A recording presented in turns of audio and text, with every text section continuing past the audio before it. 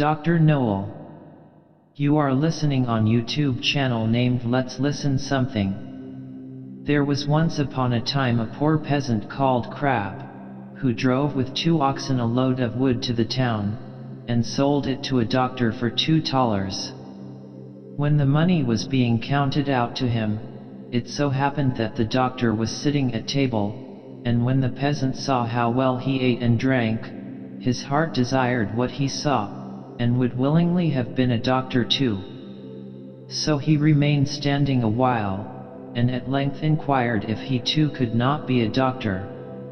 "Oh, yes," said the doctor, "that is soon managed." "What must I do?" asked the peasant. "In the first place, buy yourself an ABC book of the kind which has a cock on the frontispiece. In the second, turn your cart and your 2 oxen into money, and get yourself some clothes, and whatsoever else pertains to medicine. Thirdly, have a sign painted for yourself with the words, 'I am Dr. Knowall,' and have that nailed up above your house door." The peasant did everything that he had been told to do. When he had doctored people a while, but not long, a rich and great lord had some money stolen. Then he was told about Dr. Knowall, who lived in such and such a village, and must know what had become of the money. So the lord had the horses harnessed to his carriage, drove out to the village, and asked Crab if he were Dr. Knowall. "Yes, he was," he said. Then he was to go with him and bring back the stolen money. "Oh, yes, but Greet, my wife, must go too." The lord was willing, and let both of them have a seat in the carriage, and they all drove away together. When they came to the nobleman's castle, the table was spread, and Crab was told to sit down and eat. "Yes, but my wife, Greet, too," said he, and he seated himself with her at the table.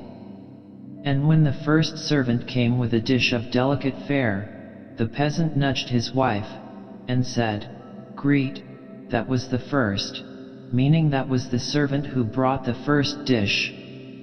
The servant, however, thought he intended by that to say, "That is the first thief," and as he actually was so, he was terrified, and said to his comrade outside, "The doctor knows all. We shall fare ill. He said I was the first." The second did not want to go in at all, but was forced. So when he went in with his dish, the peasant nudged his wife, and said, "Greet, that is the second." This servant was equally alarmed, and he got out as fast as he could. The third fared no better, for the peasant again said, "Greet, that is the third." The fourth had to carry in a dish that was covered, and the lord told the doctor that he was to show his skill, and guess what was beneath the cover?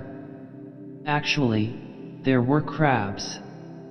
The doctor looked at the dish, had no idea what to say, and cried, "Ah, poor crab."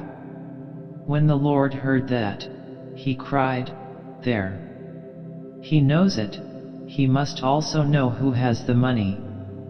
On this the servants looked terribly uneasy, and made a sign to the doctor that they wished him to step outside for a moment.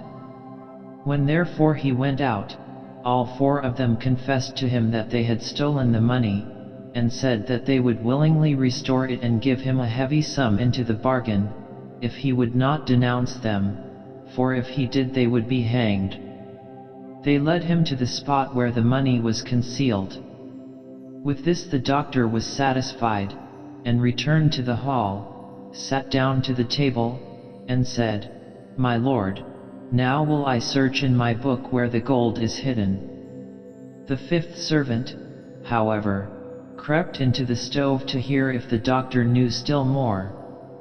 But the doctor sat still and opened his ABC book, turned the pages backwards and forwards, and looked for the cock. As he could not find it immediately, he said, "I know you are there.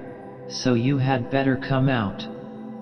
Then the fellow in the stove thought that the doctor meant him, and full of terror, sprang out, crying, "That man knows everything." Then Dr. Knowall showed the Lord where the money was, but did not say who had stolen it, and received from both sides much money in reward, and became a renowned man.